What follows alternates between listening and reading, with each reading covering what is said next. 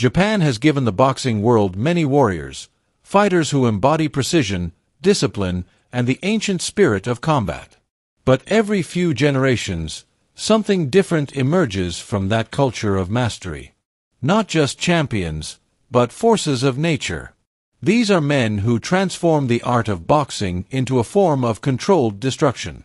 In this era, two such men stand above all others, Naoya Inoue and Junto Nakatani. They are Japan's twin storms, opposites in style but identical in purpose. Both can end a fight with a single strike. Both dismantle opponents with frightening ease. And both seem destined to meet, eventually, in a collision that could redefine what it means to be great. Naoya Inoue, known across the world as the Monster, is a phenomenon of precision. He moves like a surgeon and hits like a sledgehammer. Every punch is deliberate, clean, and final. There's no waste in his rhythm, no hesitation in his intent. 4 years, he has torn through divisions and legends alike, stacking titles and victims until the sport itself seemed to bend around his presence. To watch him fight is to see the essence of dominance. When Inoue enters the ring, there's no chaos, only control. His rise from a teenage prodigy to a global superstar has been marked by a chilling consistency. He doesn't just win, he finishes. Omar Narvaez fell in 2 rounds, Jamie McDonnell in 1. Even world-class opposition could barely touch him before being swallowed by the storm. Every victory added to his legend, every knockout refined his myth. But among them, one particular fight revealed the purest form of the monster's genius, the night he dismantled Jason Maloney. Maloney entered that ring with pride and preparation, a worthy opponent who had seen the worst and stood his ground before. The opening round was measured, a game of angles and calculation. Inoue watched. He probed. He gathered data the way a sniper gauges distance. By the second, the rhythm shifted. Inoue's jab landed like a steel piston, and every counter carried the weight of inevitability. By the fourth, he had mapped Maloney's entire approach. And when the end came, it came suddenly, a right hand so fast and precise that Maloney never saw it. A single step back, a flash of movement, and then silence. The body fell before the crowd could gasp. The monster turned away without expression. It was not a celebration, it was a conclusion. Inoue doesn't seek drama. He seeks perfection. For him, violence is discipline, and the ring is his domain. On the other side of that domain stands Junto Nakatani, the quiet assassin, tall and smooth, fighting from a southpaw stance that hides danger in every motion. Where Inoue is compact and explosive, Nakatani is rangy and deceptive. He doesn't stalk in straight lines, he glides. He doesn't punch with fury, he delivers with calculation. His power sneaks up on opponents, then crushes them without warning. 4 years, he has built a reputation not through noise but through efficiency. Every time he fights, someone leaves broken. Like Inoue, Nakatani also crossed paths with Jason Maloney, and their encounter served as his defining statement. The first round was an exchange of data. Maloney sought to pressure, but Nakatani's composure was unnerving. His jab snapped through the air with effortless accuracy. His timing was ice-cold. Then, in the second, the gears shifted. Nakatani began firing uppercuts from impossible angles, clean, sharp, and devastating. One of them landed flush, and Maloney dropped hard. It was surgical and merciless. From that moment on, the fight was no longer competitive, it was survival. Round after round, Nakatani punished him with precision. He worked the body, split the guard, and used distance like a weapon. Every punch seemed to land exactly where he intended, and by the later rounds, the outcome was inevitable. In the 11th, he found the final shot, a looping left hand that ended the fight instantly. Maloney fell motionless, a victim of perfect timing and ruthless control. Nakatani simply stepped back and let the silence speak for him. That was not just a win, it was an arrival. That night, the boxing world realized that Japan had birthed another destroyer. And in the echoes of that knockout, the whispers began: Nakatani versus Inoue. The new against the established. The assassin against the monster. Though both fighters come from the same culture of respect and discipline, their philosophies differ in execution. Inoue's power is built on compactness, on rhythm and precision. His combinations are sharp bursts of energy, and his footwork is economical. He closes distance with predatory intelligence. Nakatani, by contrast, thrives on subtle movement. His tall frame allows him to fight from range, to bait with feints, and to counter from angles unseen. His stance is wide and fluid, his punches long and destructive. Together, they represent the duality of Japan's fighting soul: Inoue the technician, Nakatani the tactician. Both lethal, both inevitable. Their differences only make the possibility of their collision more electrifying. Inoue, at his core, is a pressure fighter disguised as a boxer. He moves forward relentlessly, shrinking the ring until his opponent runs out of air. Nakatani is the embodiment of space, using distance as both shield and sword. One seeks proximity, the other thrives in range. When they finally meet, it will be a test of whose world the fight will exist in. Can Nakatani keep the monster at bay? Or will Inoue's compact ferocity close the distance and break the spell? As Nakatani continued to rise, questions followed him. Could his power carry up the divisions? Could his poise survive the higher tiers of competition? He answered both when he met Alejandro Santiago for the WBC bantamweight title. Santiago, aggressive and brave, tried to close the gap early, pressing forward behind combinations. But Nakatani was ice. His jab cut through the pressure. His counters landed with authority. Round after round, Santiago's energy met a wall of precision. Then came the sixth, a moment that confirmed everything. Nakatani snapped a straight left down the middle. It landed flush, dropping Santiago like a puppet with its strings cut. When he rose, another right hook finished the job. The corner threw in the towel. It was dominance, pure and absolute. Another division conquered. Another title claimed. Another warning sent.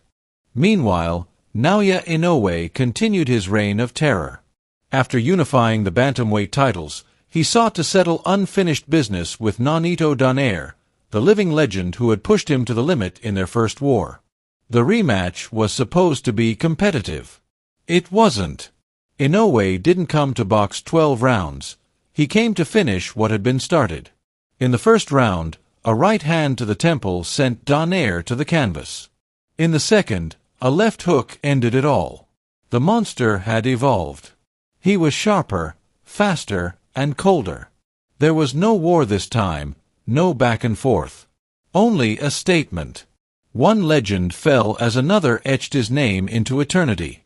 It's rare in boxing for one country to produce two such forces in the same era. For Japan, it feels almost mythical. Two undefeated knockout artists, both defined by efficiency and control, orbiting one another in the same weight range. Their existence together feels like fate teasing the audience, building tension before the inevitable. Every time Inoue fights, people ask if anyone can stop him.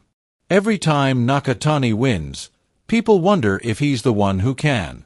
Each knockout, each flawless performance, feels like another page leading to the same final chapter. Inoue's dominance is rooted in the discipline of generations.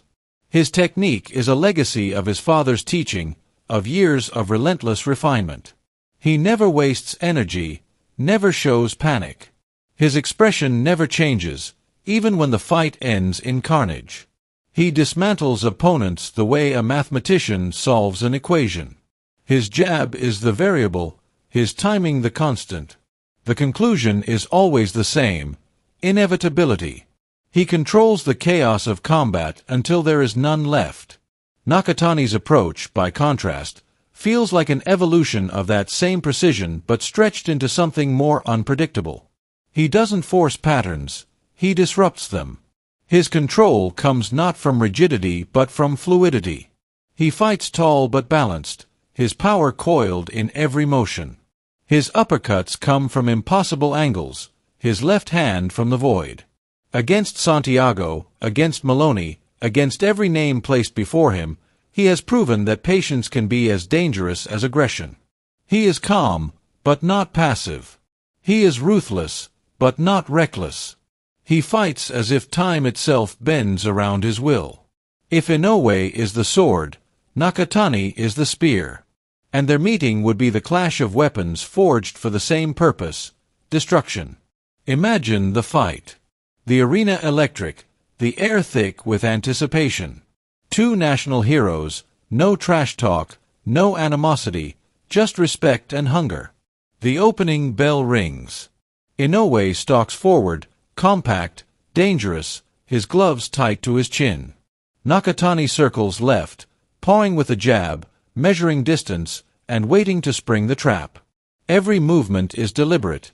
Every feint carries meaning. The crowd holds its breath. Inoue steps in with the left hook to the body. Nakatani slides back, countering with the straight left. The sound echoes through the hall.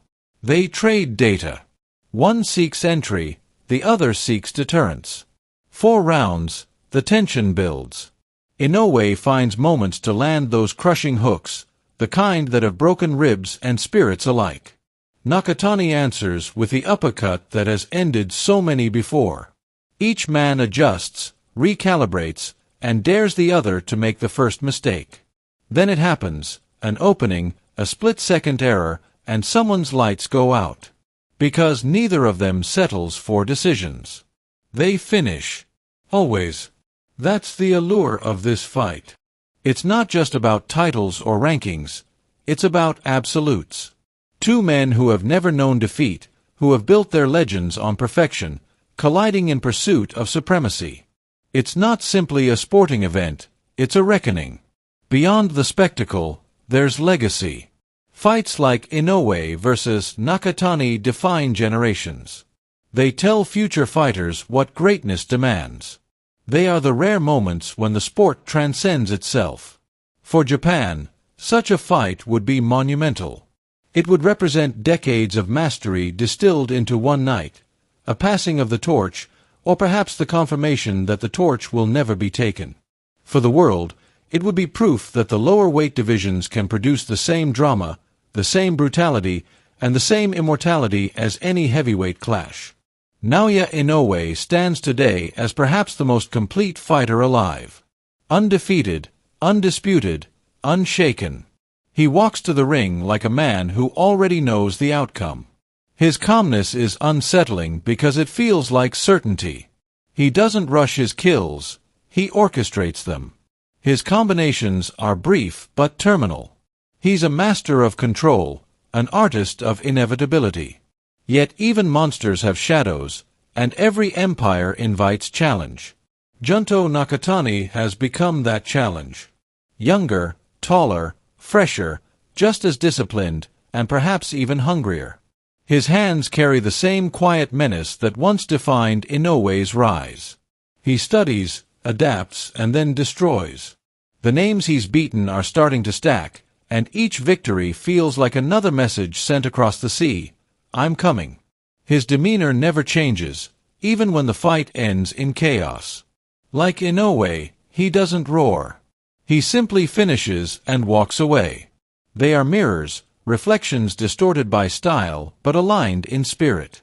Both possess the same qualities that make fighters immortal: power, precision, patience, and pride. Neither man will yield. Neither will accept second place.